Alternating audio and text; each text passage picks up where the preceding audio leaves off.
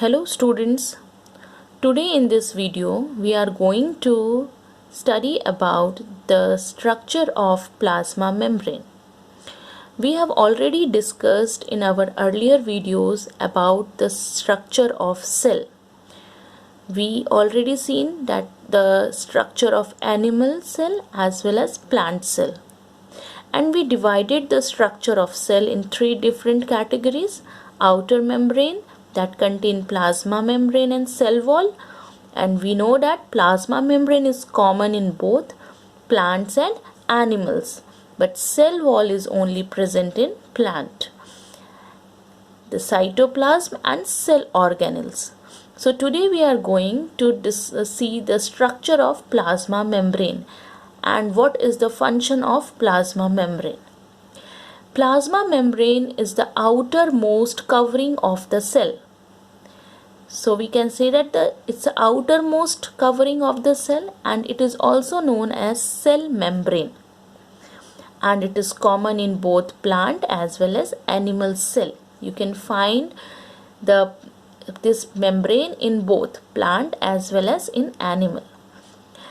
Basically, the structure of the composition of plasma membrane is that it is made up of lipid, and this lipid is phospholipid. Phospholipid, it means it contains a phosphate group and protein, and it also contains carbohydrates which is basically attached to the protein. So we can say that plasma membrane is basically composed of lipid and protein. Now let's see the structure of phospholipid, how it looks like. So the structure, the phospholipid looks like that it contains a head and a tail.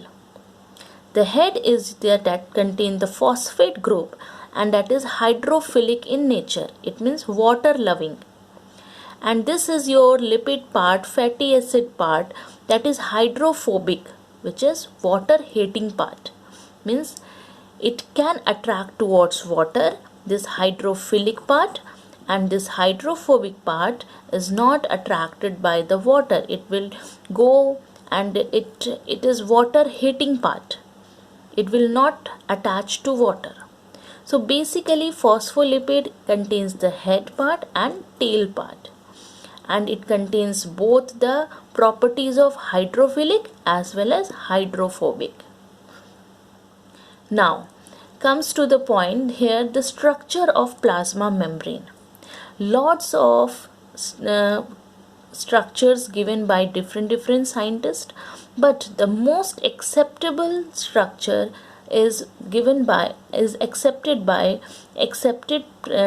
structure was given by Singer and Nicholson. Singer and Nicholson has given a fluid mosaic model. The model name, that model for the plasma membrane is given by Singer and Nicholson, and that is the name given, that is fluid mosaic model. Now let's see what is this fluid mosaic model. The fluid mosaic model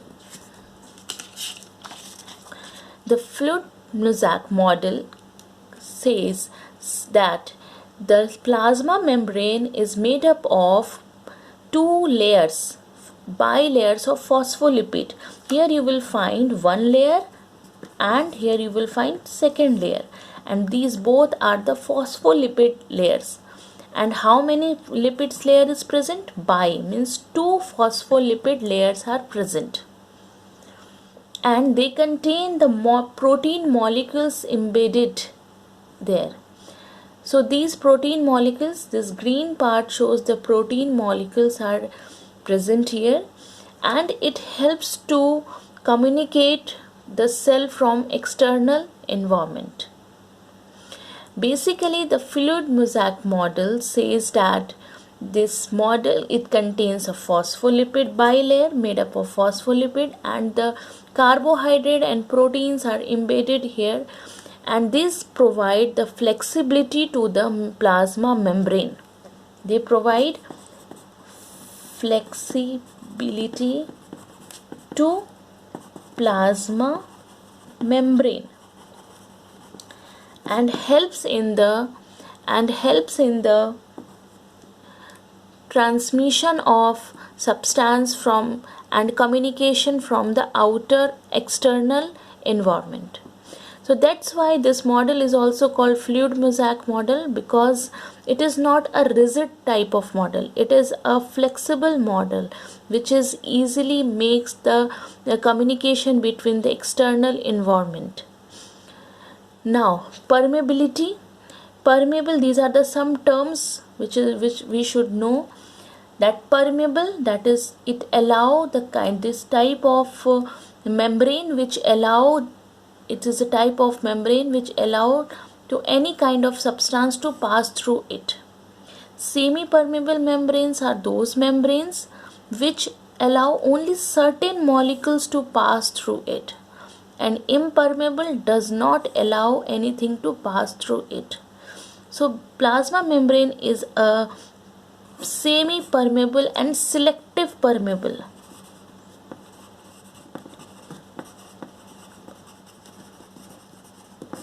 Semi-permeable as well as selective permeable membrane means it does not allow everything to come across the cell, inside the cell or outside the cell. Basically it is very specific, and the internal proteins and carbohydrates, they makes the membrane flexible and selectable for the particular substance.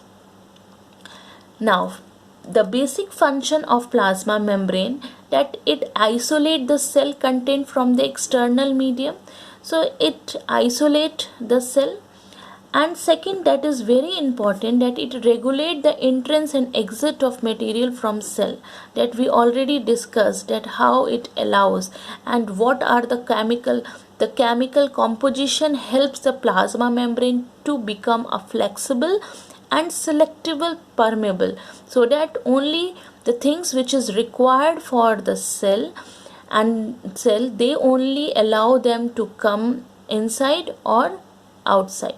Some of the things which they are permeable, easily permeable, without any effort they can take the things and they transmit it to the external environment, but basically they are allowing only the selective and a certain molecules to be come inside the cell.